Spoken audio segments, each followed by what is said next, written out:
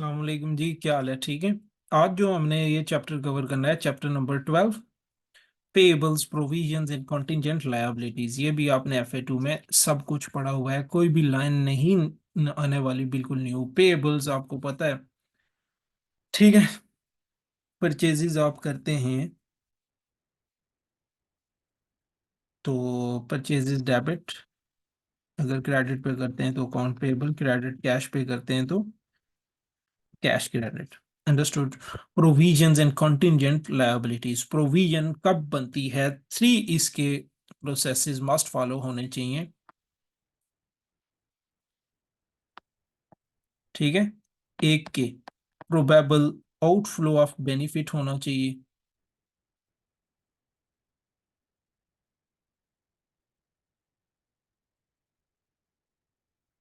ठीक है। रिलाइएबल एस्टिमेट होना चाहिए,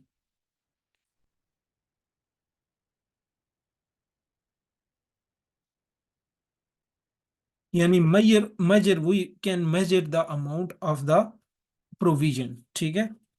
दूसरा जो है ये लायबिलिटी की ओब्लिगेशन, प्रेजेंट ओब्लिगेशन होना चाहिए, ठीक है। प्रेजेंट ओब्लिगेशन, ओब्लिगेशन हो, एक किस्म की लायबिलिटी हो जो हमने पे करनी हो, ठीक है।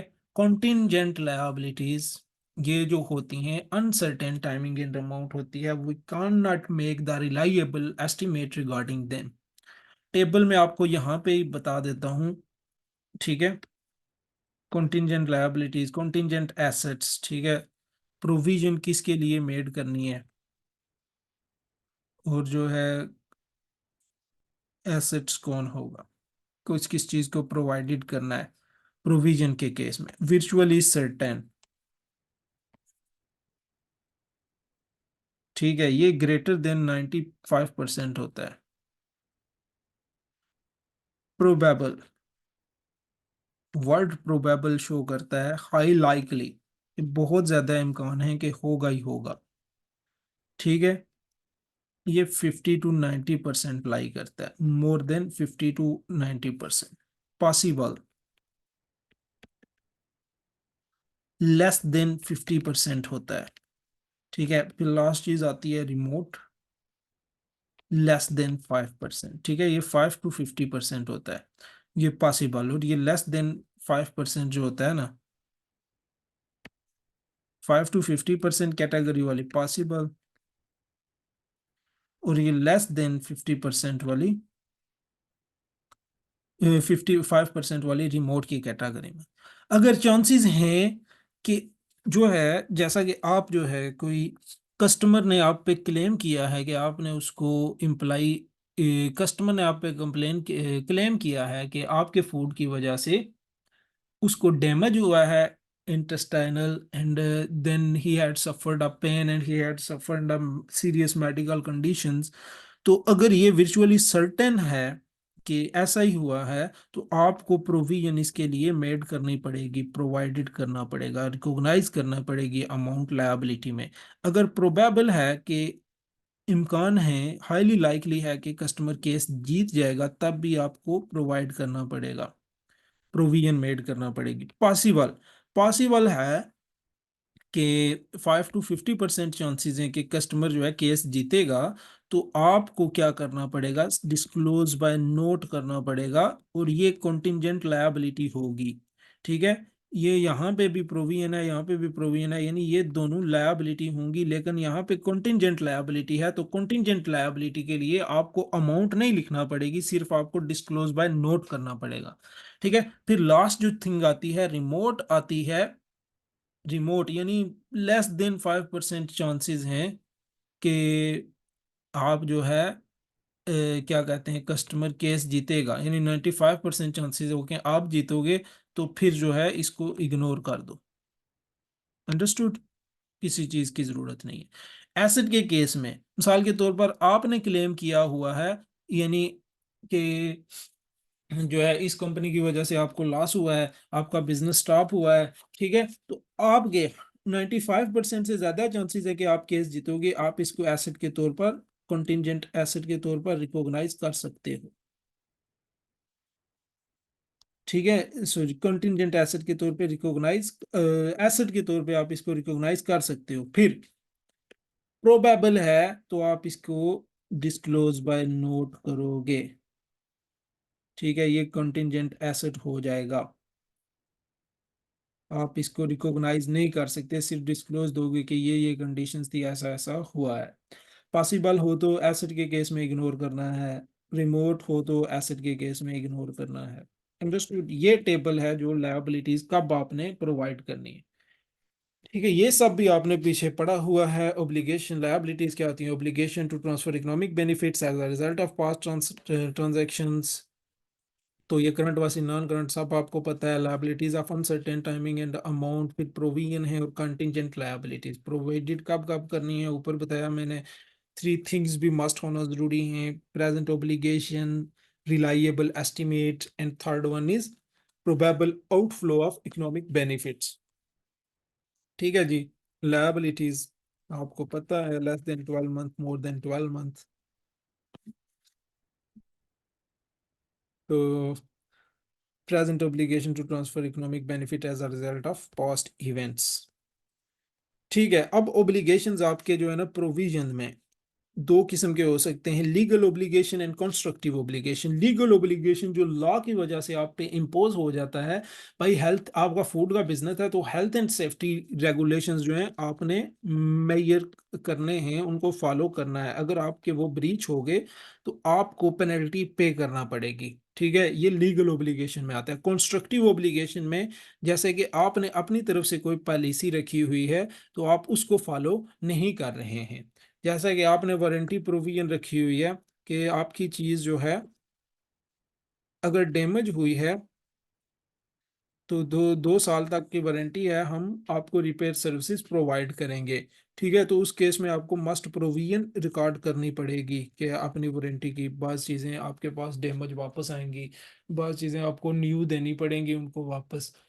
ठीक है, तो उस सिलसिले में कंस्ट्रक्टिव ओब्लिगेशन जो कंपनी की पॉलिसी और पास्ट प्रैक्टिस से शो हो रहा होता है। ये यहाँ पे एक कंस्ट्रक्टिव ऑब्लिगेशन की एग्जांपल है: retail store which allows customers to return unwanted goods. ठीक है, अब ये है कि आप ये भी पॉलिसी रख सकते हैं भाई, हम जो है खरीदी हुई चीज़ वापस नहीं होगी। ठीक है, the purchase product will not be refunded. Okay, या आप ये भी रख सकते हो: the purchase product will be refunded, if you don't want it you will refund all your money. Okay, तो उस बेस पे जो है आपको मस्ट प्रोविजन रखनी पड़ेगी। यार इतनी सेल तो हुई है लेकिन चांसेस हैं कि इतने परसेंट लोग वापस आके ये चीज़ें वापस कर देंगे। ठीक है, तो वो उस हिसाब से आपने प्रोविजन रिकॉर्ड करनी होगी। कैश एंड प्रेड, ये एंट्रीज सब आपने पढ़ी हुई हैं। Liability of uncertain timing and amount is known as provision. And three must be. ठीक है, ये आपको मैंने एग्जांपलें दी है, रीड कर लेना। ये मस्ट बी जो है ना, counting for a provision. Counting for a provision आप जानते हैं डेबिट, ये एक्सपेंस होगा statement of profit and loss में, और credit provision as a liability show होगा स्टेटमेंट ऑफ फाइनेंशियल पोजीशन में। ये प्रॉफिट एंड लॉस में और ये स्टेटमेंट ऑफ फाइनेंशियल पोजीशन में शो होगा। अंडरस्टूड? देखें तो क्राइटेरिया मैंने आपको बताया, three definitions must be meet होनी चाहिए। प्रेजेंट ओब्लिगेशन होना चाहिए, लीगल या कंस्ट्रक्टिव। और फिर दूसरा, as a result of past event, यानी ये उसी अकाउंटिंग ईयर से रिलेट करना चाहिए। ठीक है, जिस अकाउंटिंग ईयर्स का हो उसी अकाउंटिंग ईयर में हमने प्रोविजन रिकॉग्नाइज करनी होगी। हमने नेक्स्ट अकाउंटिंग ईयर की पिछले अकाउंटिंग ईयर में रिकॉग्नाइज नहीं कर सकते। It is probable that an outflow of, probable हो के रिसोर्सेज आउटफ्लो होंगे, बाहर की तरफ जाएंगे, हमसे लॉस होगा, यानी हमें कुछ ना कुछ पे करना पड़ेगा। Reliable estimate can be made of the amount of the obligation. ठीक है, हमें रिलायबल एस्टिमेट उसका मेजर करना होगा। ठीक है, कि कितनी अमाउंट होगी वो हमने बतानी होगी, 50,000 हमसे जाएगा या 100 जाएगा। ठीक है, अब देखें तो एक इलस्ट्रेशन है: should in obligation be recognise है 31 दिसंबर। 31 दिसंबर डेट बहुत इंपॉर्टेंट है पूरी अकाउंटिंग में। जब भी क्वेश्चन पढ़े तो डेट्स पे खास नजर रखें। Criteria refer to above the mean that a provision. तो इस पूरे चैप्टर में कौन से की वर्ड्स भी हैं, जैसे विर्चुअली सर्टेन, प्रोबेबल है, ठीक है, पॉसिबल है तो कोई प्रोविजन रिकॉग्नाइज नहीं होगी, सिर्फ डिस्क्लोज बाय नोट होगा। इस तरीके से परसेंटेजेस हैं जो 95% से ज्यादा है तो प्रोविजन, ठीक है, 50 to 95% है तो प्रोविजन, क्योंकि प्रोबेबल है। अगर लेस देन 50% है तो नो प्रोविजन। ये की वर्डिंग है, ये जेन में रखनी है। For example Smith companies year and is 31 दिसंबर, ठीक है, हमें पता है इन नवंबर 2007, यानी ईयर एंड के अंदर अंदर है। डिसमिस्ड एन एम्प्लाई, एम्प्लाई को डिसमिस किया इन फरवरी 2008, a customer slipped, February 2008 year and से आउट हो जाता है तो तल्लक ही नहीं है हमारा इसका इस अकाउंटिंग ईयर से।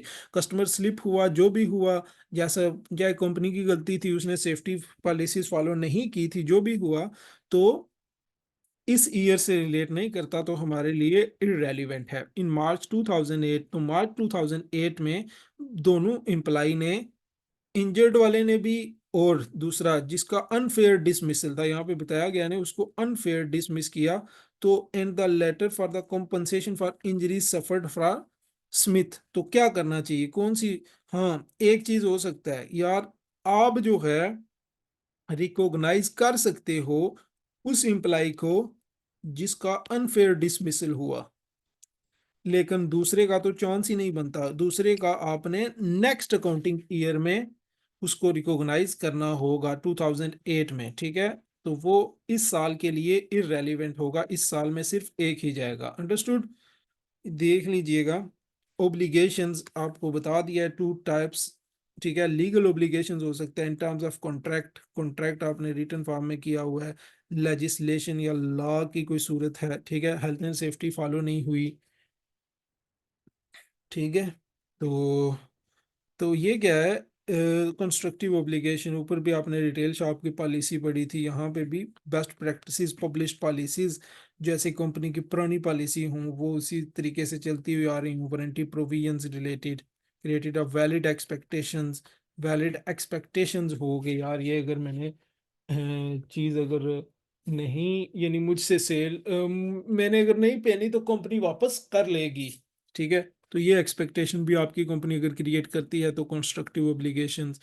contingent liability and contingent assets, a possible obligation that arises from the past event and whose existence will be confirmed only by the occurrence or non-occurrence of one or more uncertain future events not wholly within the control of the entity।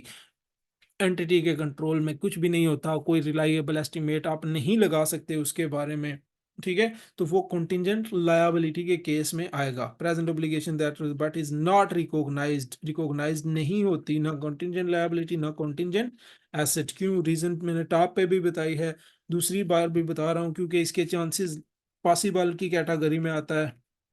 Chances less than 50% होते हैं कि ये काम हो सके, तो उसको हम रिकॉग्नाइज करवाते हैं। रिकॉग्नाइज में क्या क्या करवाते हैं, डिस्क्लोज बाय नोट करवाते हैं, रिकॉग्नाइज नहीं करवाते सॉरी, डिस्क्लोज बाय नोट करवाते हैं। डिस्क्लोज में क्या क्या बताते हैं कि नेचर ऑफ इवेंट, कि ये किस किस्म का कंटिजेंट लायबिलिटी है, नेचर क्या था, ठीक है। हम कहते हैं कि health and safety law breach हुआ था जी, ठीक है। तो फिर जो है इसमें हम मजीद क्या चीज डिस्क्लोज कर सकते हैं, फिर हम इसमें डिस्क्लोज कर सकते हैं कि अनसर्टेन फैक्टर्स दैट में इफेक्ट द फ्यूचर आउटकम, ठीक है। जैसा कि हमने कहा हेल्थ एंड सेफ्टी ब्रीच हुआ था, लेकिन हमें ये पता नहीं है कि हमारे फूड में कुछ था, या कस्टमर फूड बाहर लेके गया था और उसने घर में इसमें कुछ चीज़ मिक्स कर दी या उसके साथ हुआ, तो ये हमें श्योरिटी नहीं है। तो क्या क्या फ्यूचर आउटकम हो सकते हैं, शायद हाँ, वो केस करे, हम केस हार जाएं या हम जीत जाएं, ठीक है, कोई हमें श्योरिटी नहीं है। In estimate of the financial affect, तो फाइनेंशियल अफेक्ट का भी हमें कोई अंदाज़ा क्लियर कट नहीं है कि कितना हमें लॉस होगा या कितना हमें उस कस्टमर को पे करने पड़ेंगे, ये अगर हम हार गए या ऐसा। ये तीनों चीज़ें डिस्क्लोज करनी है आपने, डिस्क्लोज बाय नोट्स, ओके, ठीक है। तो कॉन्टिजेंट लायबिलिटीज रिकॉग्नाइज नहीं होती, यानी वैल्यू नहीं लिखी जाती। रिकॉग्नाइज का मतलब है आप फाइनेंशियल स्टेटमेंट्स में रिकॉग्नाइज करते हो, ठीक है, नहीं होती ना कॉन्टिजेंट एसेट, ये सिर्फ इनके डिस्क्लोज बाय नोट्स होते हैं, ठीक है। Can not be measured with sufficient reliability, तो contingent asset, possible asset that rises from past events whose existence will be confirmed only by occurrence or non-occurrence of one or more uncertain future events not wholly within the control of an entity, ठीक है। Compensation for business claims compensation. अब business जो है किसी party पे ऊपर claim कर रहा है कि इसकी वजह से हमारा लॉस हुआ है, तो वो जैसे डाइसन ने क्लेम किया था, डाइसन कंपनी की मैं आपको बार बार एग्जांपल देता हूँ, उसके बारे में मैंने रिसर्च किया है, रियल लाइफ एग्जांपल्स हैं ये। तो डाइसन कंपनी के ऊपर जब उसने वो बनाया ना वैक्यूम क्लीनर, तो उसके एनर्जी लेबल पे था, यानी उसने वाट लिखा हुआ था, इतने वाट्स ये कंजम्पशन करती है। लेकिन उस पे यूरोपियन जो यूनियन थी ना, वहाँ की अथॉरिटी ने उसको कहा कि ये लेबल जो है ना तुम्हारा मैच नहीं करता, ये गलत लेबल है, और उसके प्रोडक्ट को 2 से 3 साल स्टॉप रखा, कोर्ट में केस चलता रहा, तो डाइसन ने जो लिखा हुआ था वो उसी तरीके से ही था उसका प्रोडक्ट। ठीक है, तो डाइसन तो बिल्कुल अपनी जगह पे दुरुस्त था, ठीक है। लेकिन वो यूरोपियन अथॉरिटी वालों ने उसको 2 से 3, तो डाइसन ने क्लेम किया कि मुझे जो है ना 2 से 3 साल का जो मुझे लॉस हुआ है वो मुझे रिकवर करना है, इतना मुझे लॉस हुआ है, उसने ये नहीं बताया। ठीक है, तो वो जो है ना फिर भी डाइसन रिकवर नहीं कर पाया, डाइसन केस तो जीत गया लेकिन उसको लॉस रिकवर नहीं हुआ। ठीक है, इन डायसन की बात बिल्कुल एग्जैक्ट थी। तो लॉस रिकवर, तो उस केस में यानी वो कंपनी के लिए क्या होता है, कंटिजेंट एसेट होता है। देखें तो ये रिकॉग्नाइज कर सकते हो यानी प्रोवाइड कर सकते हो। रिकॉग्नाइज का मतलब यहाँ पे आप लिख सकते हो वैल्यू के साथ के 40 लाख जो है हमें कस्टमर से मिलेगा, ये हमारा एसेट है। तो 40 लाख हमें कस्टमर को देने होंगे, एसेट है। 40 लाख हमें कस्टमर को देने होंगे, एसेट है। ठीक है, ये अगर प्रोबेबल हो कॉन्टिजेंट एसेट तो नहीं रिकॉग्नाइज कर सकते, इग्नोर इग्नोर कर दें। यहाँ पे पॉसिबल के केस में कॉन्टिजेंट लायबिलिटी आएगी जो आप रिकॉग्नाइज नहीं करोगे, बल्कि प्रोवाइड नहीं करोगे, जस्ट डिस्क्लोज बाय नोट करोगे। अंडरस्टूड? अगर रिमोट है तो इग्नोर कर दो। क्लियर? ठीक है, परसेंटेजेस भी ये हैं, तो ये आप कीजिएगा। बहुत ही आसान चैप्टर, यानी मतलब आसान से क्या मुराद, पीछे आपने कवर किया हुआ है। तो बस आपने क्या होश रखना है, होश रखना है कि इस ईयर से रिलेट करती है, करंट जिस ईयर की हम प्रोविजन कर रहे हैं उस ईयर से ये प्रोविजन मैच करती है। और सेकंड थिंग, 3 एस्टिमेट्स इसके पूरे हो रहे हैं, 1 2 3। प्रेजेंट ओब्लिगेशन है, ठीक है, प्रेजेंट ओब्लिगेशन, और इसी ईयर में ये ओब्लिगेशन हुआ है। ठीक है, इसी ईयर में, करंट ईयर में। सेकंड थिंग, प्रोबेबल आउटफ्लो है, अगर पॉसिबल हुआ तो नहीं रिकॉग्नाइज होगी provision. Probable outflow of the benefit है। और थर्ड थिंग, रिलायबल एस्टिमेट है उस चीज का, कि उस चीज को हम न्यूमेरिकली मेजर कर सकते हैं कितनी अमाउंट है। ठीक है, तो ये आप increase in provision decrease in provision same as it is about allowance for receivable, के इंक्रीज इन प्रोविजन भी एक्सपेंस क्रिएट करता है in the statement of profit और लॉस, और लायबिलिटी को इंक्रीज करता है। सिमिलरली डिक्रीज इन प्रोविजन, आप जो है लास्ट ईयर आपने प्रोविजन लगाई हुई थी कि 100,000 है, इस साल आपने प्रोविजन लगाई कि हमें 120,000 जो है ना उस बंदे को देने पड़ेंगे, तो 20,000 से आपकी प्रोविजन इंक्रीज हो रही है। तो होल 120,000 से इंक्रीज करने की जरूरत नहीं है, क्योंकि 100,000 आपने पीछे लगाया हुआ है। इस साल जस्ट 20,000 से अपनी प्रोविजन को इंक्रीज करें। डेबिट प्रोविजन एक्सपेंस अकाउंट, ठीक है, 20,000 से, और debit provision liability, credit provision liability account 20,000 से। अंडरस्टूड? ठीक है, और ये भी नेचर ऑफ द प्रोविजन पे डिपेंड करेगा, नेचर ऑफ द इवेंट पे डिपेंड करेगा कि प्रोविजन करंट है या नॉन करंट। ठीक है, करंट है या नॉन करंट। जो प्रोविजन हमें बहुत जल्दी 12 मंथ्स के अंदर अंदर पे करनी होगी वो करंट में आएगी, जो मोर देन 12 मंथ्स, जैसा कि डिसमेंटलिंग कास्ट होती है, वो F7 में आप पढ़ेंगे। एसेट जो बहुत बड़े बड़े एसेट्स होते हैं वो 5 5 साल के लिए लगाए जाते हैं गवर्नमेंट से लाइसेंस वगैरह लेके, तो 5 ईयर्स के बाद वो डिसमेंटल करना पड़ते हैं, यानी डिसमेंटलिंग उनकी कास्ट होती है जब उनको दोबारा वहां से उखाड़ा जाए, जैसे ऑयल स्पिल्स वगैरह के लिए, ठीक है, कानकुनी वगैरह करने के लिए, उस लैंड को आप दोबारा बराबर करने के लिए जो आपका एक्सपेंस आएगा वो प्रोविजन के तौर पे रिकॉग्नाइज करते हैं, उसको डिसमेंटलिंग कास्ट कहते हैं। वो फिर 5 ईयर्स पे डिवाइड होती रहती है, हर ईयर आप जो है उसको एक्सपेंस के तौर पर रिकॉग्नाइज करते हो। यानी फर्स्ट ईयर जो होगी वो आपकी करंट लायबिलिटी होगी, प्रोविजन, और नेक्स्ट 4 ईयर्स की नॉन करंट बन जाएगी। ठीक है, तो ये इस तरीके से चलना पड़ता है। ये नेक्स्ट आप पढ़ेंगे, अभी के लिए इतना काफ़ी है। तो ठीक है, ये चैप्टर हमने क्लियर कर लिया, आराम सुकून से आपने देखना है इसको। ठीक है, कोई मुश्किल नहीं है। नेक्स्ट जो है हम 13 चैप्टर्स, एक न्यू चैप्टर होगा आपके लिए, capital structure in finance cost. ये भी आपने पीछे पढ़ा हुआ है। ठीक है, लेकिन चलें फिर भी, तो जो भी है हम नेक्स्ट स्टार्ट करेंगे। चलिए ठीक है, फिर अल्लाह हाफिज़, अच्छे से कीजिएगा प्रैक्टिस। ओके, और साथ साथ ये किट भी कंप्लीट होनी चाहिए सबकी। ओके, चलें, अल्लाह हाफिज़।